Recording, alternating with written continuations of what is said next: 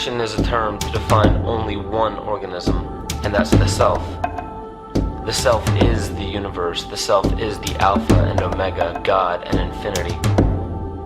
And that's the only thing that evolves, because we are all part of the self. Nothing goes through an evolutionary process alone, or without direct benefit to the whole. So when you begin to think that there's this controlling elite, this controlling hand behind the curtains leading the planet to destruction, when you think the end is near, the apocalypse, Armageddon, and when you think we as a species are doomed, it is not they, it is you that brought this about. And for a very good reason. You are evolving. Stop blaming everybody and everything else. Quit panicking about global tyranny and natural disaster and pay attention. Because the world is telling you something, is telling you exactly what is wrong with you and how to fix it.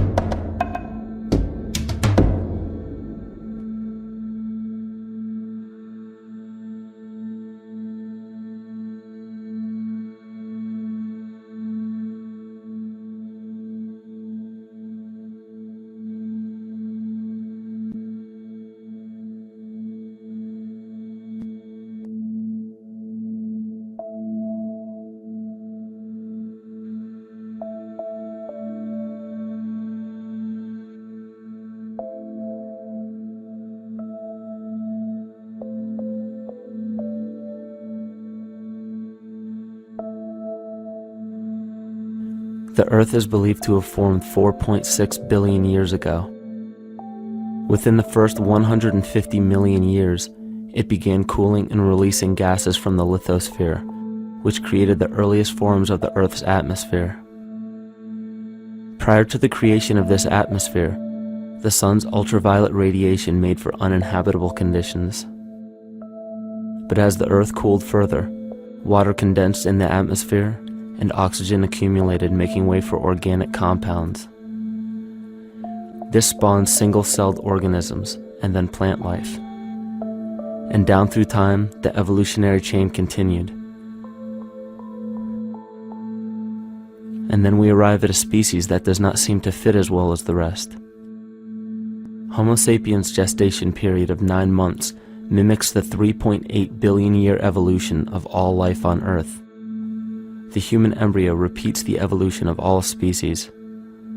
When the sperm and egg unite, this new creation is a single-celled organism. Within hours, this single cell divides and multiplies more rapidly than any other species. 4 weeks later, the embryo begins to develop gills mimicking aquatic life. A few weeks later, it develops lungs and a tail with reptilian appearance. From there, a mammal is recognizable, and then onto a primate form. It then sheds its laguna, which is the embryonic fur, and at last shows the characteristics of a human child. The human body is a community of approximately 50 trillion cells. Everything the body does, the cell does as well. Cells have respiratory and excretory systems. They feed, feel, think, and communicate with other cells.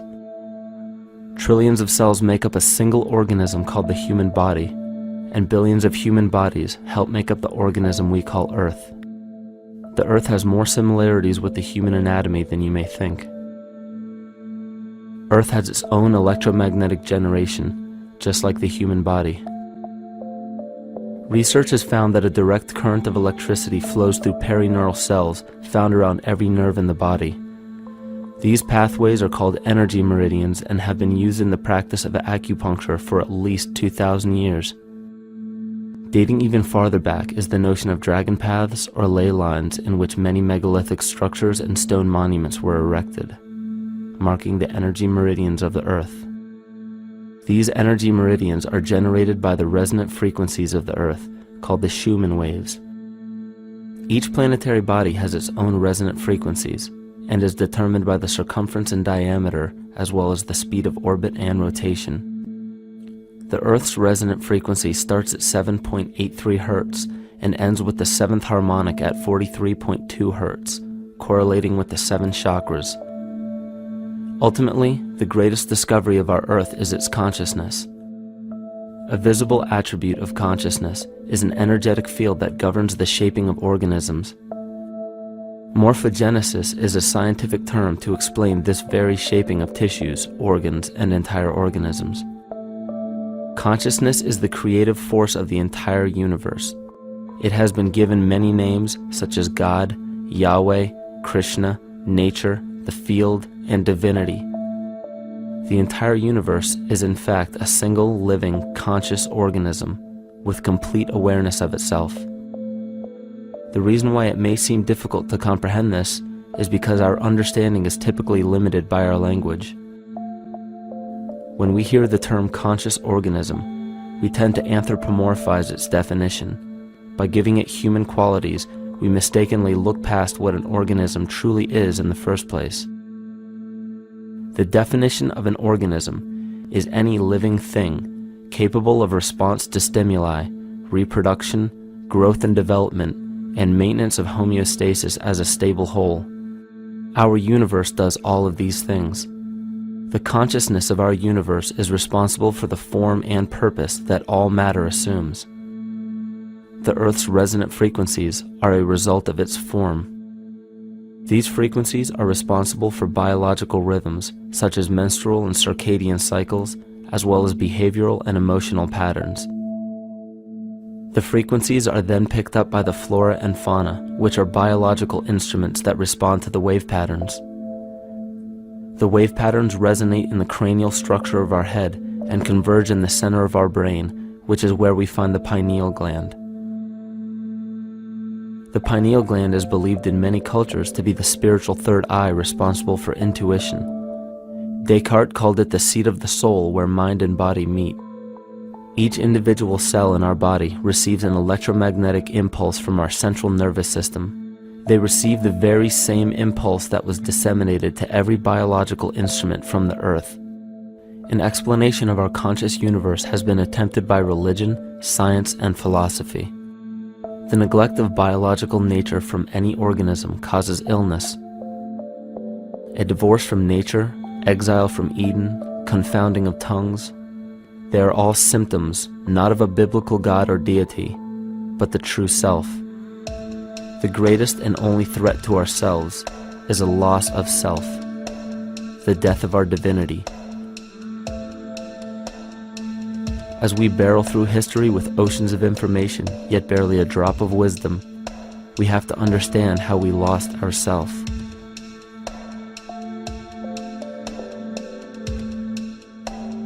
In sacred texts and ancient scriptures left by our ancestors, we find an incredible link between stories of creation, a great flood, the war of the gods, the Messiah dying for the sins of man, end-time prophecies, and similar characters. These correlations show up in myths from cultures that supposedly had no contact with one another due to distance in geography and time. The common thread we find that connects all of mythology has its roots in the stars. One of the most revealing accounts is the battle of the gods in heaven and the ensuing flood. In the Bible, Lucifer rivaled the Lord and was defeated and cast down to earth. In the creation myth of the Enuma Elish, we find a similar story of Tiamat being defeated by Marduk and cast down to the abyss of Apsu. In chaos, Tiamat, the mother of them both, Apsu and Tiamat's waters were mingled together, meaning that the chaotic waters of Tiamat were somehow mixed with the sweet waters of Apsu. Apsu was the Sumero-Akkadian god of the abyss beneath the earth. Tiamat, also known as Lucifer, was known as a serpent or dragon and was defeated by Marduk. Marduk was the father of Nebo or Mercury, and Mercury is the same mythological character as the Zoroastrian Mithra, the Egyptian Hermes Anubis, and the Gnostic Hermes Christos. The most recent version of Mercury, however, is the archangel Michael in the Bible, who defeated Lucifer and sent him to the abyss of the earth, or hell. This story is steeped in astrological significance in the Bible and in many other ancient scriptures. This leads to an event in history that is recorded by many researchers regarding the cosmic upheaval and historic deluge. William Commonest Beaumont states, "The flood immortalizes the collision of a fallen planet, later termed Satan, actually a cometary body with our Earth." Consider what this reveals.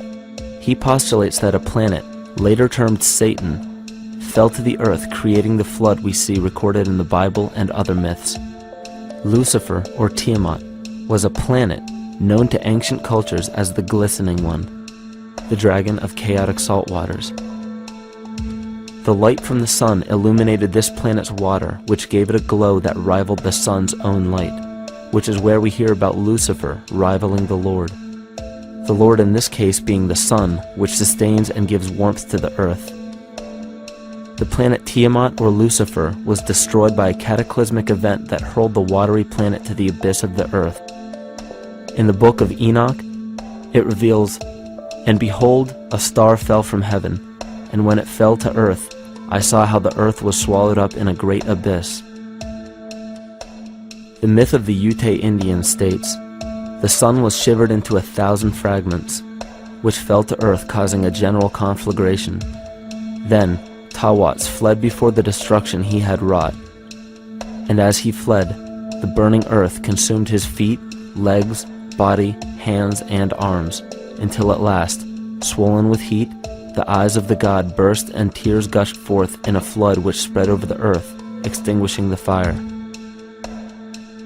This myth resembles the translation of the Enuma Elish by Stephanie Daly in her book Myth from Mesopotamia, which explains that Tiamat's eyes became the source of the Tigris and Euphrates rivers.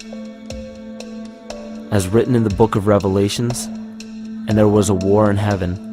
Michael and his angels fought against the dragon, and the dragon and his angels fought back. The great dragon was hurled down, that ancient serpent called the devil, or Satan, who leads the whole world astray. He was hurled to the earth." The Roman mythology of Ovid gives the story of Phaeton, which happens to be another name given to the watery planet Lucifer, or Tiamat. This story reveals that Phaeton was a child of the sun and wished to become the sun for a day. Phaeton attempted this feat, and eventually Jove, who is also known as Marduk, destroyed Phaeton, sending him crashing to the earth in flames and put out by a tremendous flood of water from a river unseen before. The common theme we notice here is that of a saltwater planet, the great dragon, Lucifer, Tiamat, or Phaeton, was defeated and fell to the earth, and now dwells in the abyss known as hell, giving us the outline of the story of Lucifer rising up against the Lord and being defeated and banished to rule the underworld. As we know, however, an outline is but a shell of a story.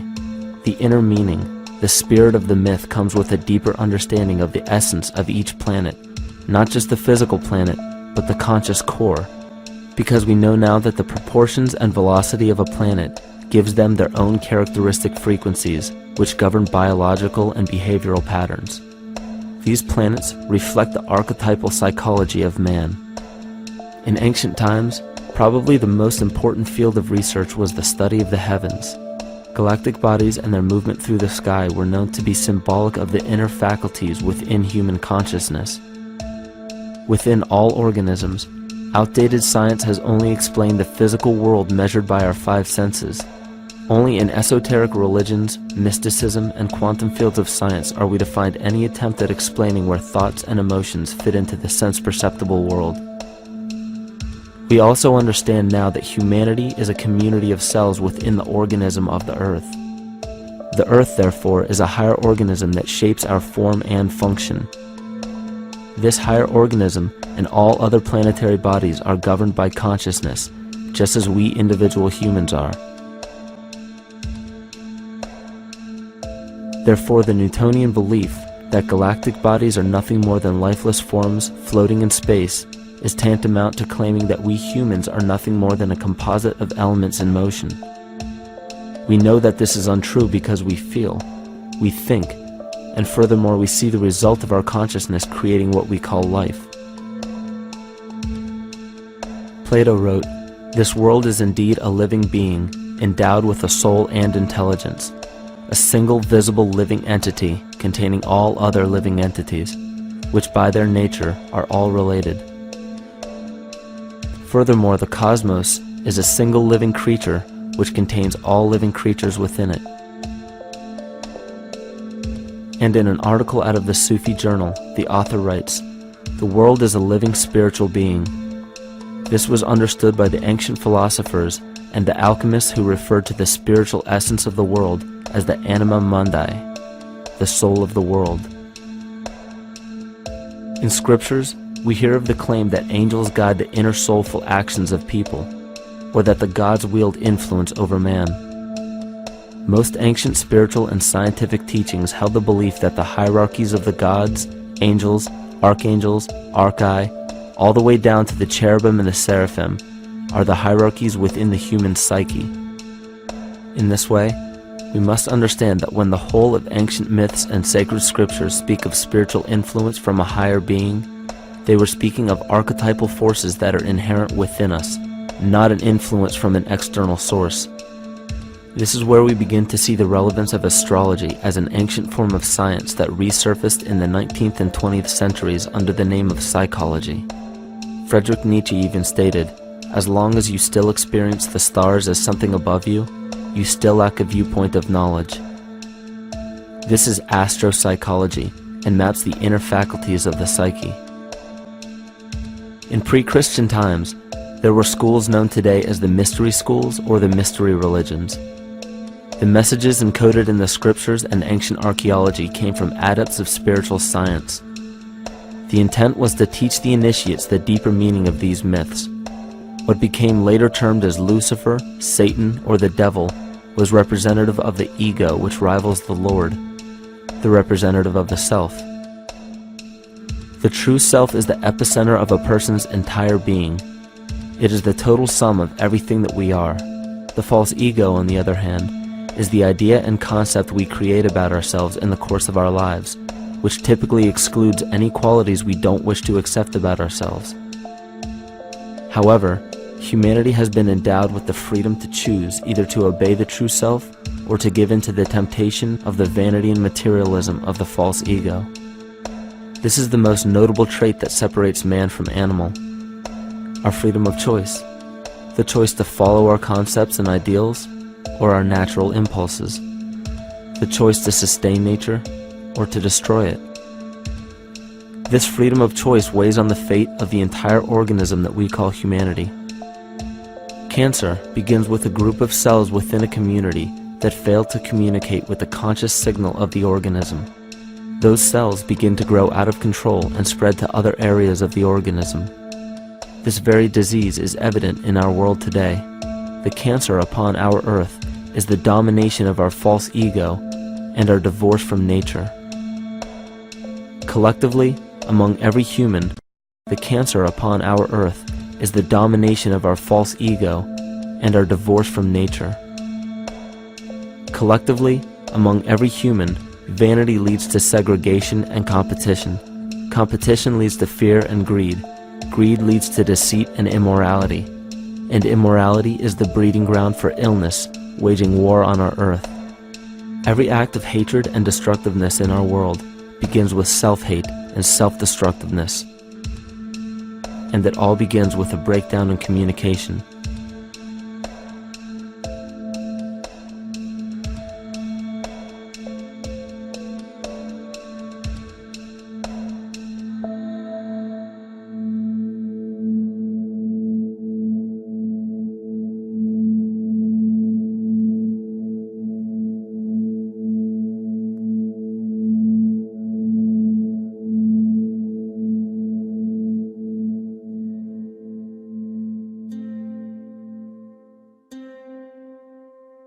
In nature, all that we perceive with our five senses is a result of two fundamental principles.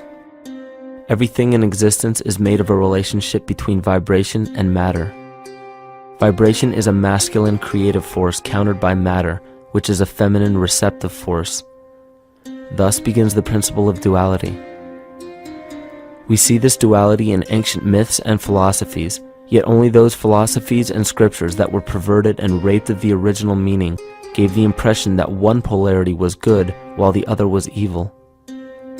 The original sages, adepts, and shamans taught that both are necessary, and one would not exist without the other. These two important principles come together to form all things in the universe. This is Kymatica. Even language, logos, the communication of any and all things in nature, depends upon this principle. Pete Peterson, in his works Cymatics, the Science of the Future, stated that nature shows examples of Kymatica in everything. This phenomena is found to be one of the prime forces that moves biological evolution along its path. Dan Winter reproduced an experiment to prove that the ancient languages of Hebrew and Sanskrit, when spoken, create a vibratory frequency that moved matter into sacred geometrical patterns. Upon further investigation, Hebrew, Sanskrit, Aramaic, Arabic, and other elder dialects have older roots in a parent language of Gaelic and quite possibly an even earlier origin. In Swami Murugesu's The Science of Mantra, he claimed that when a person chanted specific words in Sanskrit while filming a burning candle, the intensity as well as the color of the flame would change due to the frequency that the word would emit. This same science has been shown to lower and raise blood pressure. And in his own words, certain sounds can affect their circulation and nervous system. Whatever change such vibrations cause extends to the mind of a person and also to the surrounding atmosphere, causing warmth or coolness. All this can be known by study and shown by practice. This rediscovered knowledge of the science of sound shows that sound is something more than mere vibratory signals. Not only does sound interact with life, but it sustains and develops it. It acts as a conduit of conscious intent between people, societies, and entire civilizations. Yet the psychic illness we endure due to the domination of our false ego is reflected in the collective. Our psychological schism has shut us off from communicating correctly with our inner self, which is exactly how cancer cells within the body operate. In the collective, we have created a language barrier between humanity and the rest of nature, acting as a global cancer.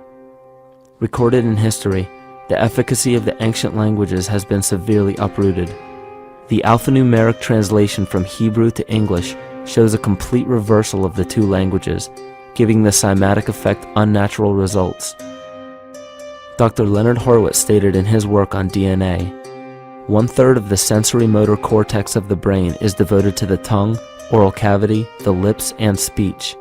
In other words, oral frequency emissions spoken or sung exert powerful control over life, vibrating genes that influence total well-being and even evolution of the species.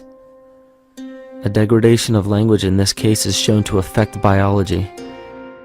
If something as basic and important as language can be degraded and devalued to such a degree, yet never questioned, what else might we be missing? Think of an aspect of your life that dictates the limits of your freedom. Government and law enforcement, insurance and pharmaceutical companies, taxes, building permits, driver's licenses, and more. There are hundreds if not thousands of stipulations, regulations, and boundaries on our freedom. And out of the ones that were just mentioned, how many have you researched to find out whether they apply to you or not? Let's look at the forms of law that we currently acquiesce to.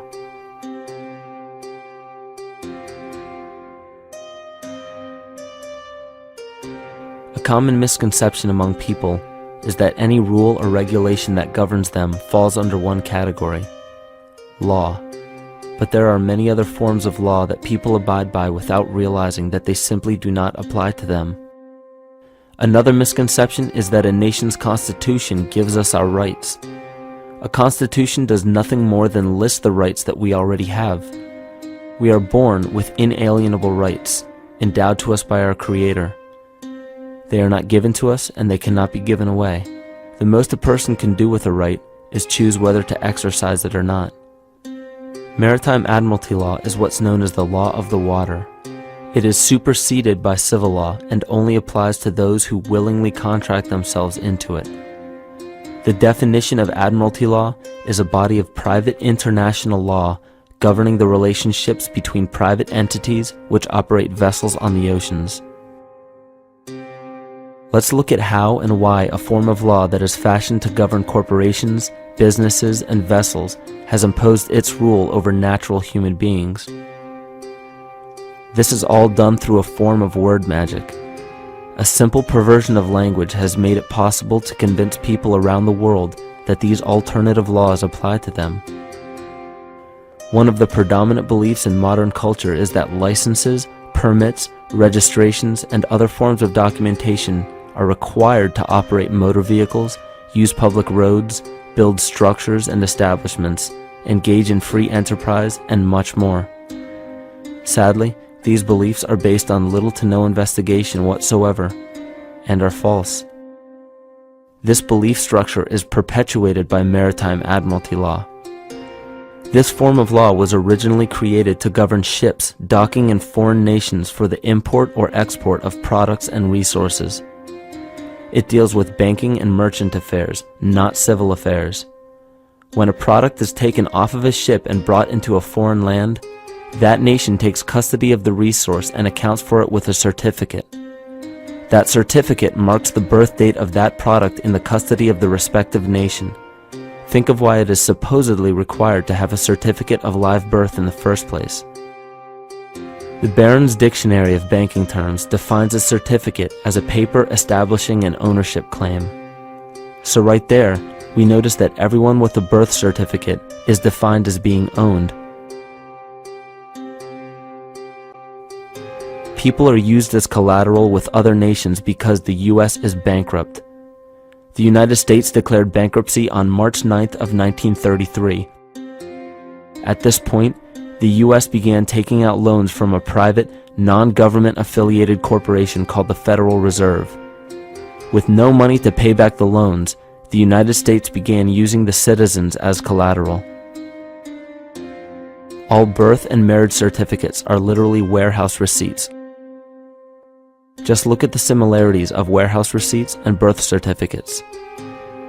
Both document the date of issue, a serial number, registration number or receipt number, a description of the product, and an authorized informant to notify the appropriate government agency. With all of this information being readily available, the majority of people are unaware of their involvement with maritime admiralty law. This is possible through the manipulation of language. This admiralty law changed the meaning of the word person from a natural living person to a corporation. Driver's licenses, vehicle registrations, auto insurance forms, building permits, gun permits, work permits, tax filing documents, birth and death certificates, traffic citations, and many other forms of documentation that were once believed to be absolutely necessary only apply to persons or corporations. Upon signing such a legal document, you are indirectly waiving your rights under the Constitution and lowering your status to that of a corporation that is created with the same exact name as you. The only way to reconcile your true name from the name of the corporation is to take notice that the corporation has its name in all capital letters. This is known as capitis diminutia maxima. You may take notice that your driver's license, birth certificate, social security card, insurance cards, and more use all capital letters to legally represent the corporation with your name, not you. The corporation is known as an artificial person, whereas you, the human being, are known as a natural person. This deception goes even deeper when it comes to the courts that we attend. When showing up to court, you will notice that there are seats for witnesses behind a wooden fence or barrier. The defendant must cross through the entrance to the other side of the barrier where the plaintiff and judge sit. This act symbolizes the boarding of a ship. At this time, business can be conducted in maritime admiralty law. The judge, acting as captain or banker, is responsible for settling the balance between the two sides. This is why there is always a monetary value involved in any court case. The captain is simply dealing with banking and merchant disputes. Once the balance is paid, the case is closed. To turn the court case away from admiralty law where your rights are not protected, you must avoid agreeing to represent the artificial person. This is done by stating that you are the natural person. You don't have a first or last name because those imply corporate title. In a court case, you may state that the court takes judicial notice of your honor's oath of office. Every judge must take an oath of office to practice law, yet you must make it clear to the court and the jury that the judge is acting as judge and not banker. Remember that you are a natural human being of the earth. You are not governed by anything but your own consciousness.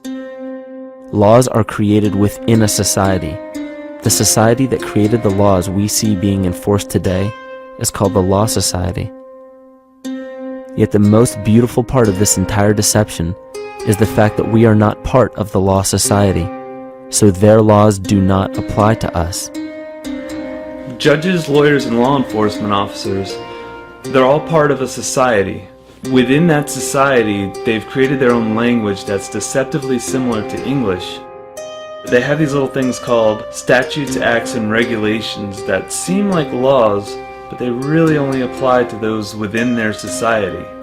So that basically means all the traffic violations, minimum age requirements, and everything except for damage to another person or their property doesn't really apply to the natural person. Laws only apply to those within the Law Society.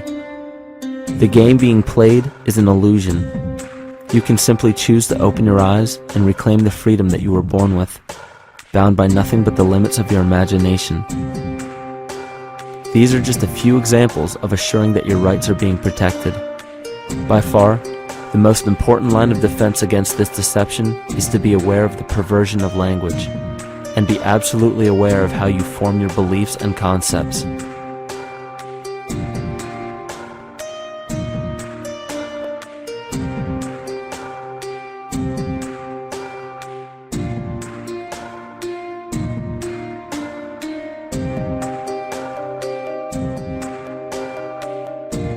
In all forms of the perversion of language, there is a mirror reflection of this in the microcosm of the psyche.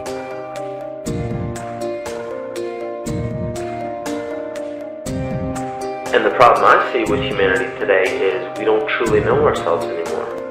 We have the 9-to-5 job, we have the house, the children, the bills, the television, the hobbies, and the errands that we run every single day, and we eventually begin to believe that this is who we are.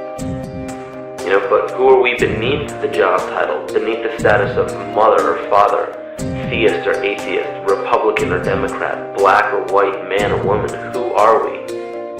Who are we deep down inside? We don't know, because every time we hear an answer that we don't want to accept about ourselves, we deny it. We'll pass it off and project it onto somebody else and judge them for it. This is repression. And we see what repression can do to us on an individual level, but what about on a collective level of humanity? What happens when the whole world refuses to see what they truly are on the inside?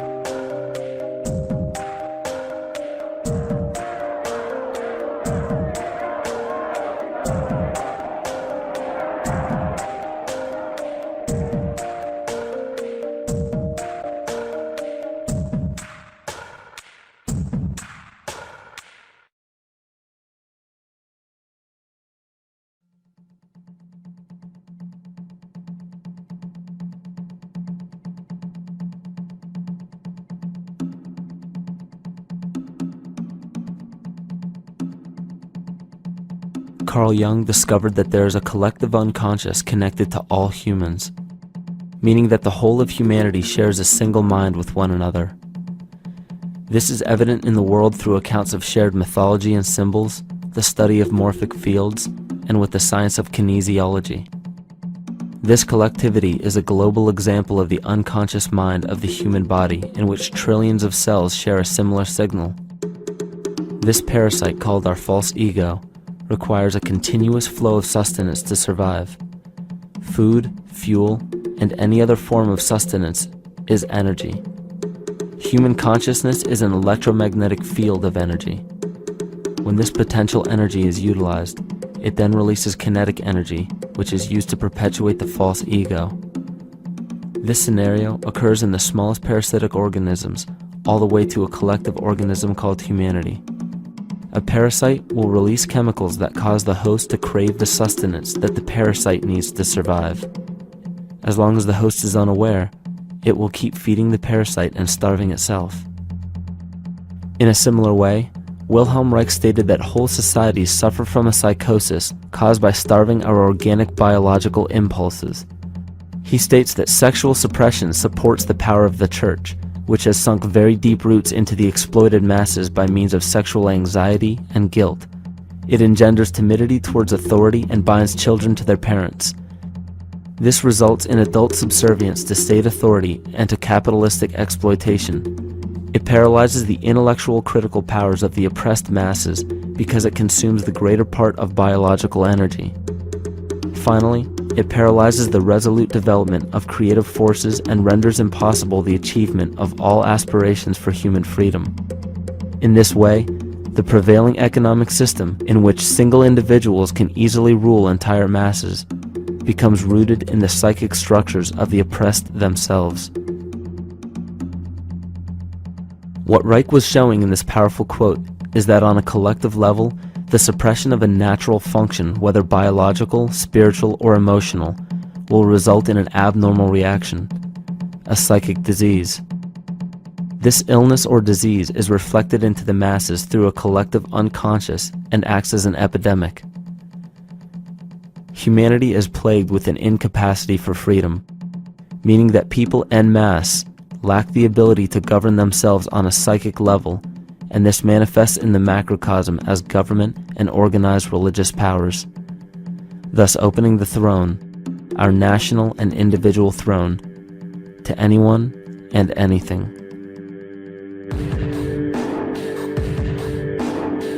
Enter the infamous rulers of the earth, the patriarchs of civilization, political, social, economic, and spiritual dictatorship, psychic tyranny. This simple illness within our psyche, this lack of responsibility and neglect of basic human freedom, has made way for every tyrant that has ever held rule over people on this planet.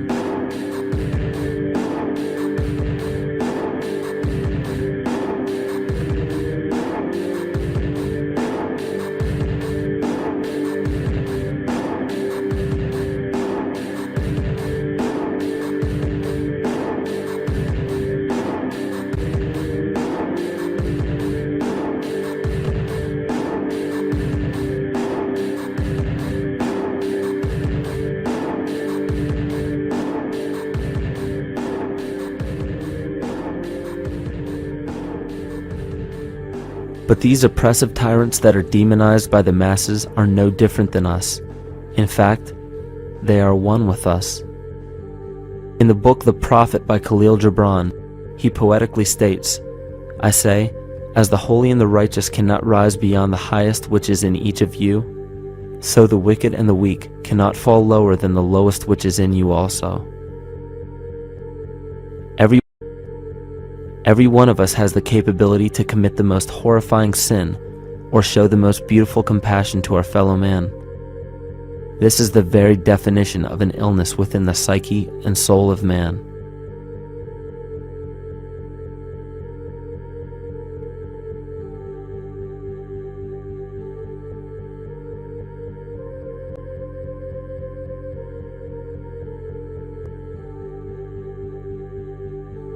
Think of any position of power that you believe to be above you. Royal families, government leaders, the United Nations, financial organizations, corporate monopolies, and media juggernauts. These are all facets of our false ego. They are the physical advent of our own sickness. They require our conscious participation, our conscious energy to survive. Because without our cooperation, without supplying them with the sustenance of complicity, they starve. Their very nature depends on our desire to be ruled.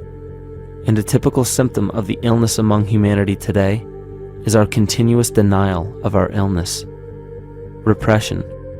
We consistently repress those qualities we choose not to accept about ourselves.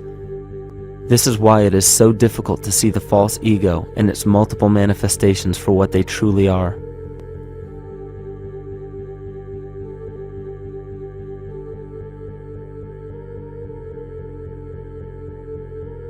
This is the very nature of the false ego.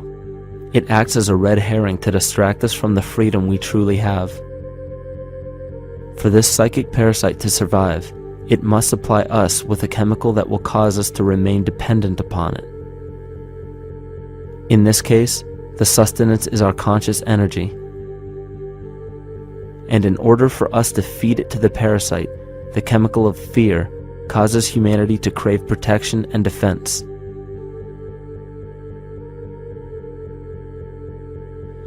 The functions of the body to survive can be broken down to two basic functions for any organism to survive. You have to be able to grow, maintain yourself, take care of your biology, but you also must be able to protect yourself, so that if you're just growing and you can't protect yourself, you'll become food for something else. So the survival involves a balance between growth and protection. Through the history of human civilization and through human evolution, we recognize that our nature is to be in a state of growth, and that our protection is only supposed to be used to, help us out of that threatening moment. You can't be in growth and in protection at the same time. So the significance is, when we see a need of protection, the stress hormones in the body shut off the blood vessels in our viscera or gut, which is the part of the body for growth. Well, the issue is, if you took the blood from the viscera and moved it out to the arms, then you left no blood in the viscera. That means no growth. But you're ready to fight. And when your fighting is finished, then the blood returns back to the viscera and you grow again. But in the world that we live in today, it's 24/7 fear.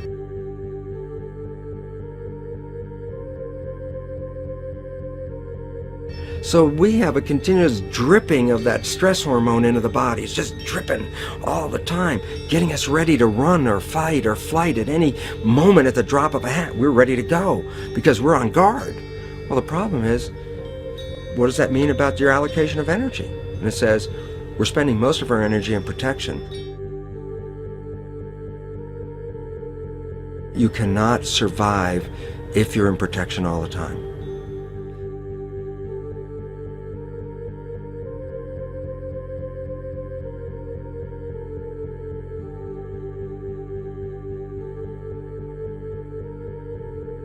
And if the parasite can control the nature of the fear, it can then create a fear among us that only it can defend us against.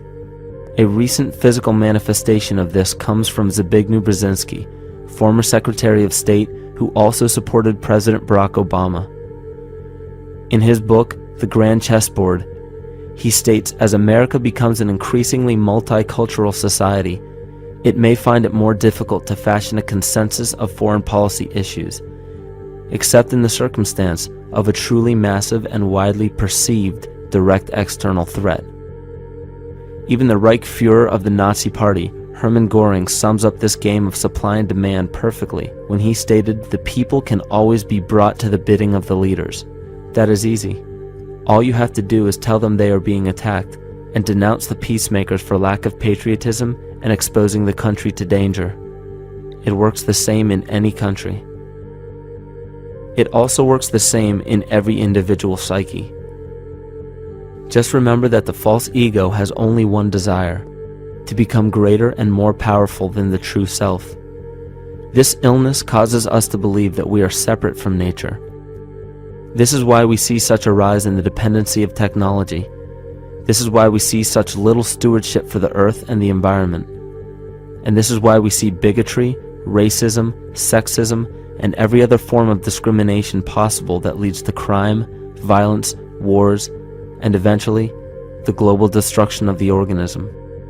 This endless state of fear, confusion, and segregation our world seems to live in is a symptom of the false ego creating a false threat.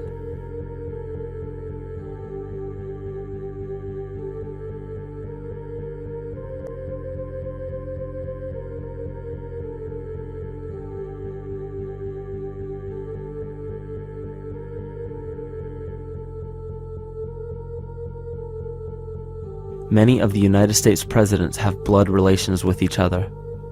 The Bush lineage has blood ties to a great number of former presidents. George Washington, Millard Fillmore, Franklin Pierce, Abraham Lincoln, Ulysses Grant, Rutherford Hayes, James Garfield, Grover Cleveland, Teddy Roosevelt, William Taft, Calvin Coolidge, Herbert Hoover, Franklin Roosevelt, Richard Nixon, and Gerald Ford. Michael Tsarion points out in his work that Bush is closely related to every European monarch on and off the throne, and has kinship with every member of Britain's royal family. Bush's family tree can be documented as far back as the early 15th century. He has a direct descent from Henry III and from Henry VIII's sister Mary Tudor. He is also descended from Charles II of England. And we also find that George W. Bush is a direct descendant of Godfrey de Bouillon. Godfrey was the first king of Jerusalem after he recaptured it from the Saracens, which was the name for the Islamic faith during the Middle Ages. It is interesting to note that the current occupation of the United States in the Middle East was re-established by the same family, George Bush Sr. in 1991, and again by George Bush Jr. in 2003. George Bush Jr. is then found to be a cousin to both opposing candidates of his 2 terms in office, Al Gore and John Kerry. Democratic President Barack Obama also has blood ties with George W. Bush, as well as Gerald Ford, Lyndon Johnson, Harry Truman, James Madison, and the British Prime Minister Sir Winston Churchill. On the opposing side of the 2008 presidential ballot, John McCain is descended from Robert the Bruce, King William I of Scotland, and also Godfrey de Bouillon. Probably one of the most interesting facets of the bloodline relations is the fact that the whole British royal family has descent from the Muslim prophet Muhammad through the Arab kings of Seville.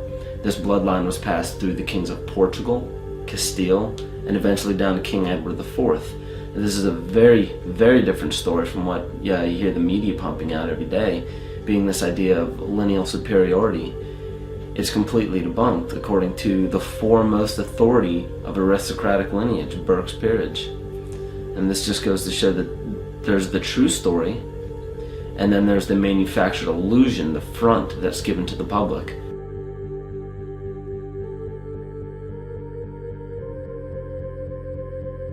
These blood ties go on and are documented thoroughly through literature such as Burke's Peerage and other comparable books. The point of all of this is that we find not just the same people, but the same intent within the people who have held high positions of monarchy, dynasty, aristocracy, and democracy in the past and present, and they are all related by a physical and symbolic link. This bloodline carries the symbol of our illness.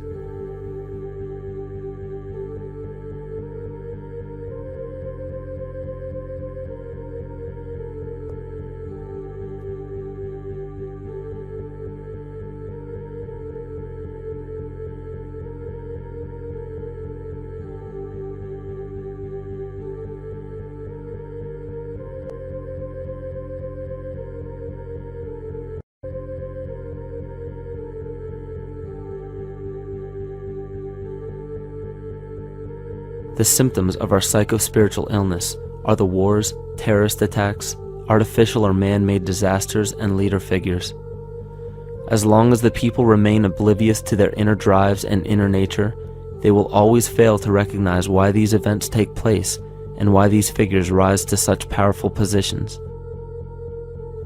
The reason why we have failed for thousands of years to conquer these archetypal rulers permanently is because for thousands of years we have been fighting the symptoms of an illness and not the root cause. For every corrupt government that falls at the hands of a revolutionary, oppressed people, 2 more will rise in its place every time, because the root cause of a corrupt government does not exist in the individual leading that government. It exists within the psyche of every individual, because an unaware host to a deadly parasite will do anything to avoid accepting his own incapacity for freedom.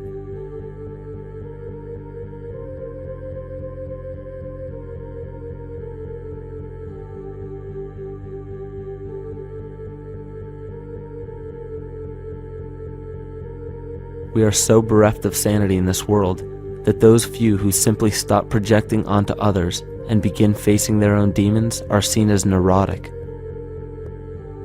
An article written in the 1950s states that studies showed that individuals who had been isolated from their familiar social and cultural environment became neurotic.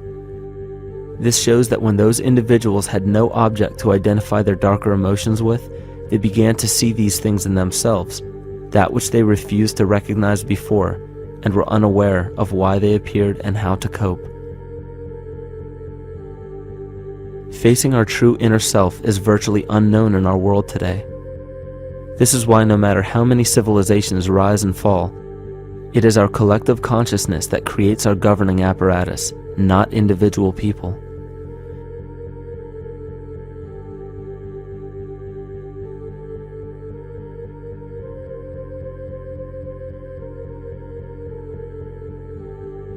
And after countless attempts, you would imagine that people would realize that a physical retaliation may not be the solution. Yet here we are, thousands of years later, with technology that can clone DNA, vehicles that can break the sound barrier and probe the depths of space, and science that can overcome almost any sickness. Yet we still fail to take notice to the importance of thoughts and consciousness. This is the very definition of insanity. And every single one of us is responsible for this psychic epidemic, because we're killing the messenger and paying no attention to the message.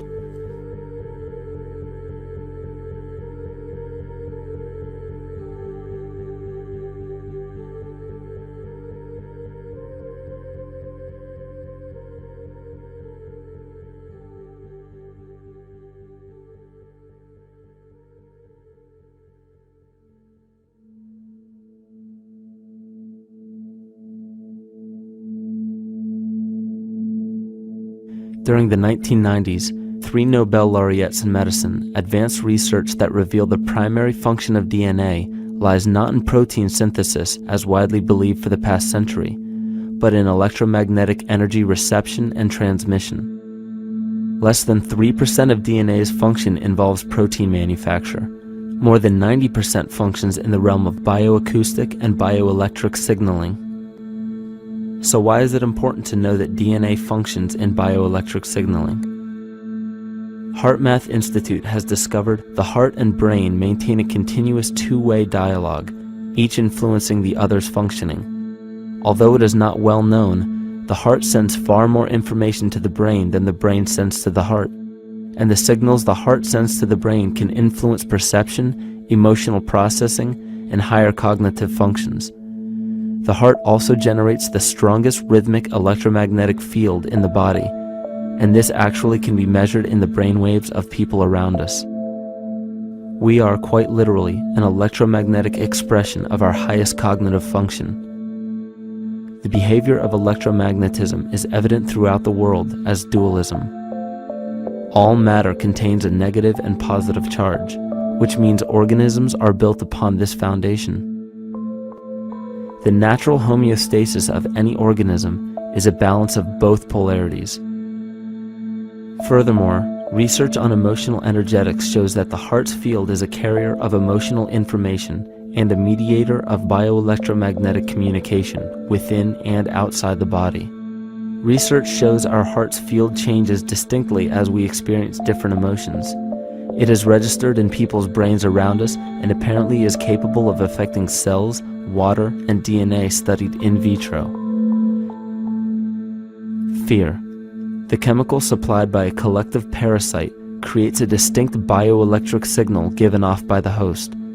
This signal is disseminated to the organisms within our community and will grow outward through the entire organism unless it is counterbalanced by an opposing force.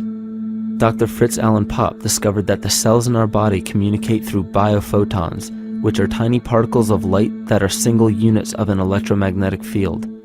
This communication system within our body also exists between people in what's known as morphic resonance.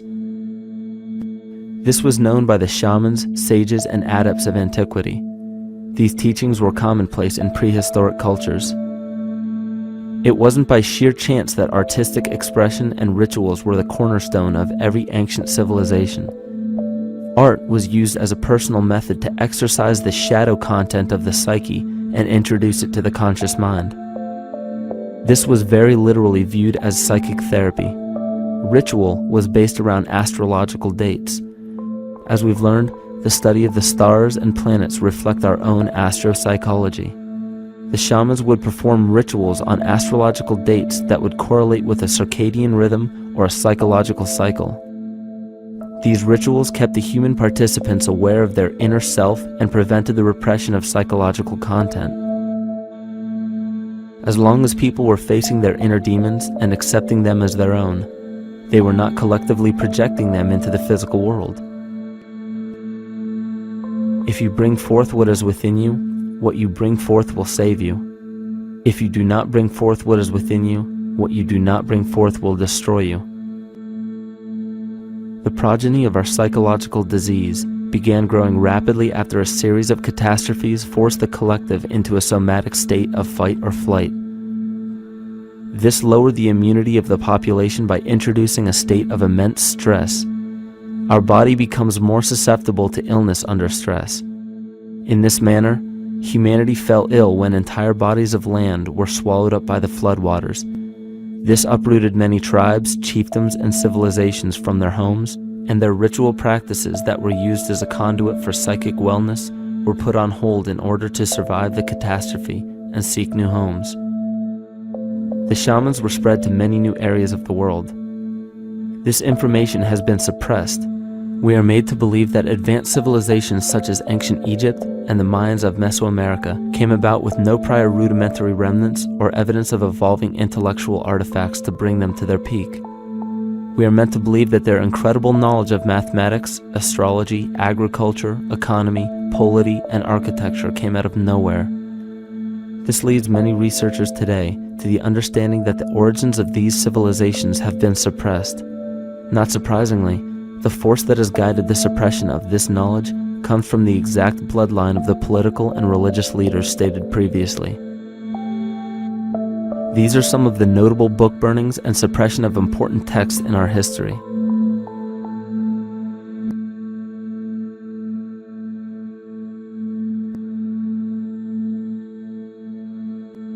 Yet after all of this suppression, there are still remnants of the dispersion of elder civilizations in nearly every country. There is tremendous evidence of ancient cultures visiting North America long before the conventional belief of European colonization. Barry Fell states in his book America BC, there are ancient inscriptions now being reported from nearly all parts of the United States, Canada, and Latin America, written in various European and Mediterranean languages in alphabets that date from 2,500 years ago. William Commonus Beaumont wrote, "The Toltec and Maya civilizations never originated on American soil, but appeared there full-blown, with a well-defined art and system of hieroglyphic writing which possesses affinities with Egyptian. It is found that there are thousands of prehistoric sites across New England and several other northern states showing inscriptions, carvings, and mounds created by Druidic mariners as far back as 800 BC.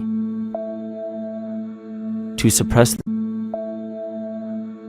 suppress this information further, it was not only imperative for the bloodline to burn the documented texts containing true historical information, but to wipe out the cultures that derived from these ancient shamans. The most devastating genocide ever endured was and still is the annihilation of shamanic tribes. We've lost our traditional roots and don't know about ritual. The dragon dances and the ghost dances of the Native American Indians, what do you think that was all about? All the shamans of the world, when they do their rituals, they're doing that. Their work, harmonically through dances, is to strengthen the immune system of the earth. But they've been all murdered. So that was why in the 17th century, exactly the same period I'm talking about, there was an all-out agenda that when you come across indigenous people, you annihilate them. Columbus was sent on his expedition along with agents of the crown to disrupt the lives of the natives and seize mineral resources. He visited every island in the Caribbean, depleting the gold and taking as many slaves of the native Taino tribe as possible. 5 million natives were murdered within 3 years, according to Leah Trabeck. Within 15 years, the Arawak tribe of 250,000 was completely wiped out. The population of the United States prior to European contact was greater than 12 million. 4 centuries later, the count was reduced by 95% to 237,000. From 1494 to 1508, over 3 million people had perished from war, slavery, and the mines. Who in future generations will believe this? I myself, writing this as a knowledgeable eyewitness, can hardly believe it. My eyes have seen these acts so foreign to human nature, and now I tremble as I write. Another agent of the false ego bloodline was Hernando Cortez, who decimated the Aztec tribe and plundered their mineral resources. This again was the case through Cortez's second cousin, Francisco Pizarro, who conquered the Incan Empire in Peru. These atrocities are seen throughout Africa, New Zealand, New Guinea, East Timor, and are still seen today in Canada. This was a deliberate attempt to bury any surviving remnants of the ancient world and our true history. It is a naive mistake, however, to categorize and blame everything and everyone involved with politics or religion for this suppression of knowledge. It is only natural for people to crave spiritual understanding when there are so many manufactured missing links and perversions in the spiritual text today. And due to this void of spiritual wisdom, honest and moral people who are simply trying to understand their place in this world become the prime consumer market for those who wish to exploit this vulnerability. To have enough power to run our own lives, basically. If we look at the New Age movement, for instance, which is another kind of trap in all of this, where people might end up actually. They're looking for something so bad that they're taking all these things that are handed to us or to them, but it's not really based on any real understanding. It's still kind of coming from a religious type of perspective. People are genuinely seeking something new. They're genuinely seeking a new type of spirituality, or to better themselves, or to change something, but this is being hijacked. And what they actually do is that they lead you into another type of group mentality or a new age religion, whatever it is, and people still are not able to kind of really break free from that and follow their own journey or their own path, which I think is very important in all of this.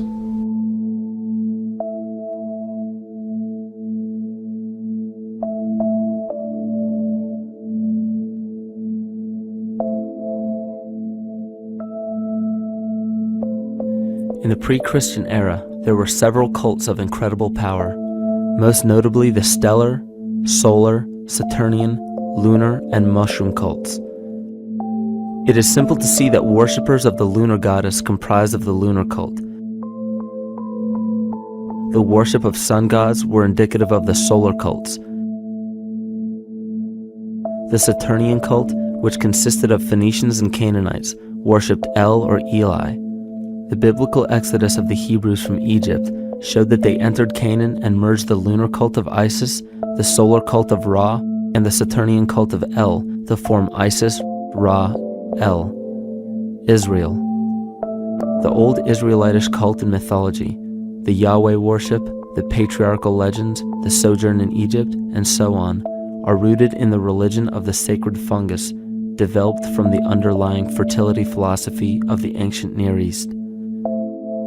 The Jewish mitre, Muslim turbans, and military berets are derivations of the symbol of the mushroom cult. One of the first and most prominent, however, was the stellar cult, and a number of these ancient cults were created for shamanic purposes and earthly stewardship, yet some were taken over with different intentions. Just as you would imagine in any establishment of power, smaller cults formed within the main cults to worship individual deities. The cult of Mithras and the cult of Dionysus are 2 examples. You still today can see the Mithraic or Phrygian cap on the symbol of the seated Liberty dollar, the coat of arms of many countries, the reverse side of the flag of Paraguay, the seal of the United States Senate, and even involved in the solar cult holiday that we now call Christmas. In the cult of Dionysus, many festivals were celebrated, such as the Greater Dionysia, celebrated in Athens around the spring equinox. The foremost event in this festival was the Thymelic contest, in which poets, musicians, and entertainers performed in an open-air theater. Musicians did not have to pay taxes, and members of the Artists Guild did not have to participate in military affairs. The cult of Dionysus is still alive to this day as the entertainment industry.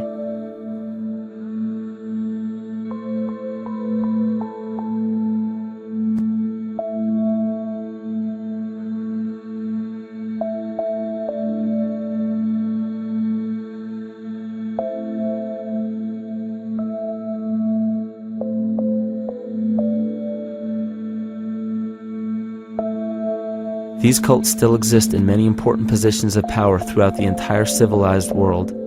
Yet the most important function of these groups is to manufacture the consent and complicity of the people.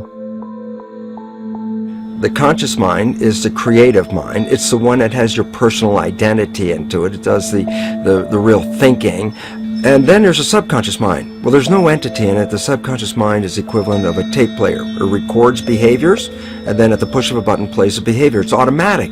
It's a very convenient thing, because then we don't have to relearn all the time. Once you know it, you can make a pattern. The problem is that the basic patterns of belief and behavior that are programmed in the subconscious mind came from our teachers, primarily our parents, our family, and our community. So most people don't even understand how easily we're influenced by our environment.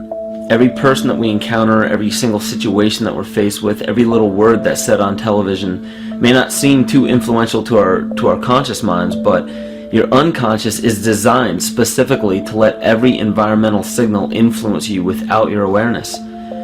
So the question is, are we leading conscious or unconscious lives? And now neuroscience has told us in the unfolding of our lives, only 5% of our life is controlled by our conscious mind, and 95% of the time controlled by the subconscious with programs from other people that were installed in there. And the problem is, it means when those programs are playing, we don't see them. And the skeptics will sit there and say, consciousness, archetypes, astrology? No. We create things with our hands, not our minds. Archetypes aren't physical. They can't influence me. But when you think of the fact that we're only conscious of this small little fraction of our behavior, what we don't realize is that entire countries, entire civilizations that think they're free and independent, but are unconsciously too afraid to be free and independent, they will beg to be governed. And if they can't do it themselves, who do you think will consciously or unconsciously take that responsibility? It usually ends up being that strong, masculine, animus archetypal figure. When we think we're in danger, we're not looking for our mother to nurture us. We want our father to protect us. And right on cue with the age of fear, this age of catastrophe, the age of this parasite, we see masculine domination. And one of the primary conduits for giving our responsibility and our conscious energy away is money. We surely don't want to admit that our dependency on money is flawed, because that would imply that the fault is our own. And God forbid we take responsibility for our lives, so we blame the money. This is the cornerstone of the entire illusion being built around us by the false ego. Money is said to be the root of all evil, yet it cannot be evil because money is only a symbol. Symbols carry only the faith and spirit of the observer. This means that the symbol of paper money, yet it cannot be evil because money is only a symbol. Symbols carry only the faith and spirit of the observer. This means that the symbol of paper money evokes and surfaces the evil intentions and inherent flaw of our false ego. Money only exists because we agree to accept it as valuable. And to further illustrate our incapacity for freedom, we've given the control of our faith-based money to a private corporation instead of the federal government. There is no law stating that we have to use Federal Reserve notes as currency. We choose to because we fear the alternative: independence.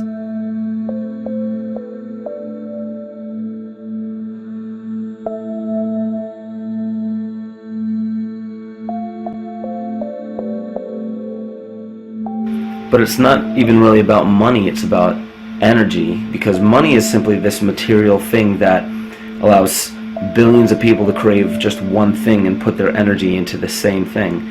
It's not the plasma TV or the house or the lifestyle or the job or the significant other or the status that we're really after, because we know that we're empty. These people feel sadness and loneliness and void just like anybody else, and they either want to fill that void with materialism because they think that that'll make them feel better, or they want to sedate the void feeling with material possessions. So it all comes back to this feeling of having to put our dependency into an external source, something that we have absolutely no control over. What we're seeing right now is with all the competition of each other destroying each other, wars, competing for material existence, raping the planet and tearing it apart to get some pieces of it to hold in your hands and say you won the game. Every one of those moves is destructive not just of the planet but of human civilization, because human civilization will thrive with cooperation and will die with competition. And if you operate from these truths, then you end up with the extinction that lies before us. You see, we all have demons, so to speak. We all have inner demons in our lives, but we expect to see devilish monsters or dark apparitions when you think of a demon, kind of like what you'd see in the cinema.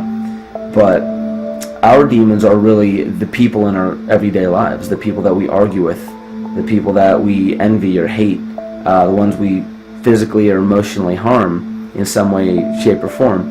And it's not because we envy or hate qualities in these specific people as much as we hate the fact that they remind us of ourselves. They reflect qualities about ourselves that we wish we had more of, or that we wish we didn't have at all. So what do? We alleviate that pain not by fixing or fighting our own demons, but by harming the people that remind us of our demons, by harming the people that remind us of the things that we don't like about ourselves. And when we become frustrated that we're not in control of our emotions because we don't really know what's affecting our emotions, we take it out on others. We take it out on absolutely anything else that can show us or act as a catalyst for our hatred. And so we do the same thing to animals. Animals are perfect because they can't defend themselves. And it's a perfect catalyst for our inner aggression, our confusion, our hatred. Just take it out on something absolutely helpless. Just imagine how unconscious a person has to be of his or her actions to torture or mutilate or brutalize any living thing.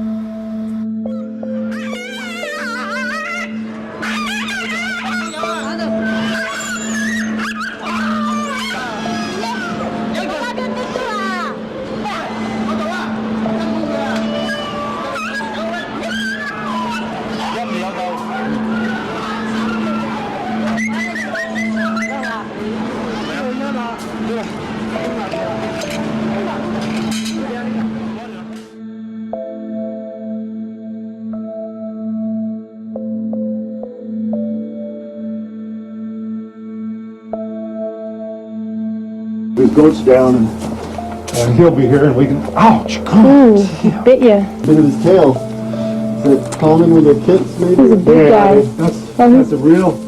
Think of the lack of compassion you must have towards life in general to be able to feel no semblance of sympathy towards entire populations, let alone just individuals or individual animals, entire populations of species that are bred specifically for the purpose of commodity. But I'll tell you what's even more dangerous is not so much the people carrying out this cruelty, because that's already been established. That form of hatred and cruelty has already been established and it's already known. What I'm really worried about is the people who are against inhumanity, the people who are against animal cruelty and feel self-righteous enough to think that it's justified to inflict harm or even wish harm on these people. Because those are the people who take unconscious cruel behavior to a whole new level of conscious cruel behavior that's perfectly acceptable in their minds, because they feel that it's their job to bring other people to justice, like they're an authority figure of some sort. Those are the people who will have a much harder time figuring out why they harbor so much inner hatred and resentment. They don't seem to realize that it's just another form of the same exact hatred. So to keep from facing our inner demons consistently, what do? When we begin to realize, hey, wait a minute, maybe it's not alright to inflict harm on any other living thing, then the ego has to come up with a more esoteric form of cruelty to trick us into displaying the same form of self-hatred, the same indignant attitude, but just in another way and towards another group of people. But the emptiness will always find a way back in, and people will always start to feel restless again, no matter how many times they transfer blame to yet another person or yet another group. We need chaos in our lives. We crave destruction. We beg for catastrophe. Because if we don't have these things to act as a form of exorcism or a catalyst for us, we start to notice these things in ourselves, and that's what we don't want. You see, we can deal with wars. We can deal with terrorism. We can deal with stock market collapse and economic collapse. We can deal with these things. But once we start to notice this chaos within ourselves, that's what we're really afraid of. We'll take 1,000,000 September 11ths over one moment of true insight towards our self-hate.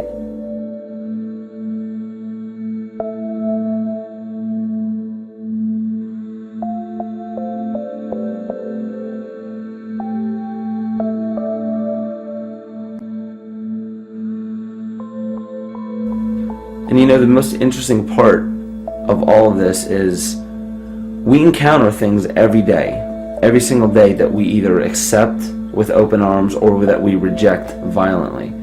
The interesting part is not really what we're accepting or rejecting as much as what it is inside us that makes us feel compelled to a certain thing or repelled from a certain thing. There's this fundamental dual behavior of muscular strength or weakness, attraction or repulsion. And what's interesting about this is when you realize that consciousness, awareness, that intangible essence that animates all matter into what we see around us as life, that is where you will find the origin of this dual behavior.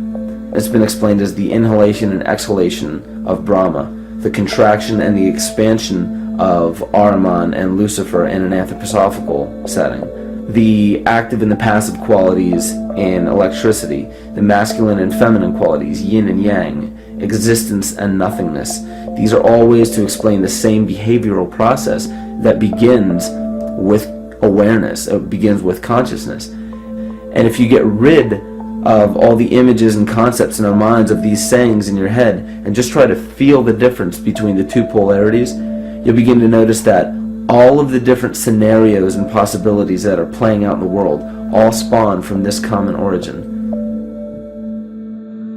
You'll have 1,000,000 people telling you why the Bible is supposedly the Word of God and that you should follow it word for word. And then you'll have another 1,000,000 claiming that it's a form of mind control and not to believe any of it. Everybody will tell you to beware of this or watch out for that. This is good information, this is bad information. And I just have to wonder, what makes anyone an authority figure enough to say that something is true or false? And why are you denying or accepting anything based on the suggestion of another person? Why aren't you making that decision for yourself? Information is information. There's no such thing as good or bad information. It's all what you do with it. I say let everything be your Bible. Give every piece of information, every person, every event or scenario or situation an honest and open mind. Because then it's your responsibility to respond to it in the way that you choose. Not following the herd, not following convention, it's your responsibility. And that's the point when, no matter how many people tell you you're wrong or right, you're not dependent upon their approval. If we at least question our own actions, question our own thought process, and make a conscious decision to what we feel is right every single day, that's what I believe to be divinity. That's true shamanism. And that, to me, is what it really feels like to be alive.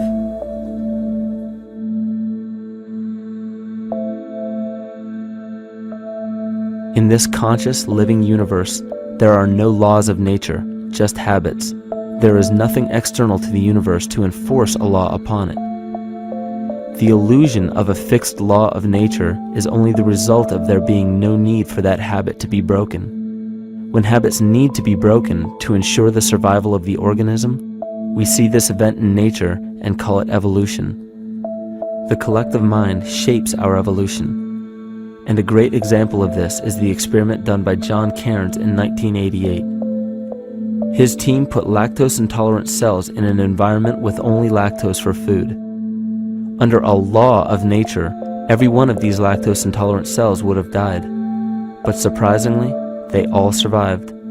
Every one of them understood the problem that they were facing and replaced the defective lactase enzyme with a functioning one to utilize lactose for food. If a cell has the ability to decide how and when to evolve because it's facing extinction, then anything can. The existing beliefs are that a human body is a biochemical machine controlled by genes, and therefore the behavior, emotions, and character of our biology, our health, our lives, are controlled by genes which we don't control. So this is what we taught people. You're a victim.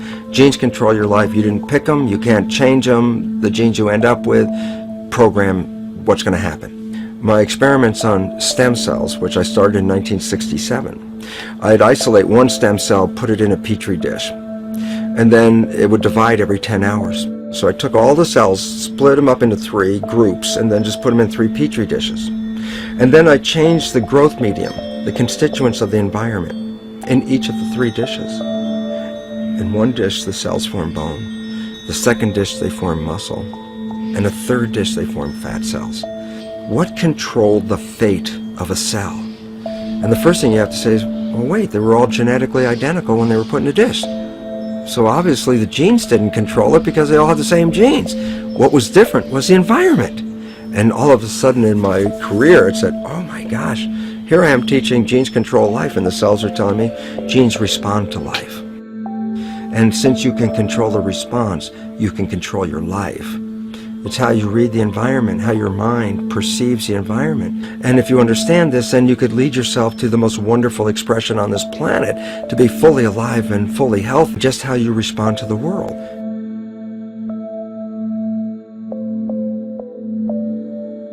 In the face of financial collapse across the world, political and religious wars raging tirelessly, and an ever-growing feeling of being lost and void of meaning, there is a great amount of energy being pushed to the surface of the collective mind. Evolution does not come about gradually. It happens in spurts and fits, and comes about due to a tremendous need for the organism to survive. We are now at a point in history where we will choose.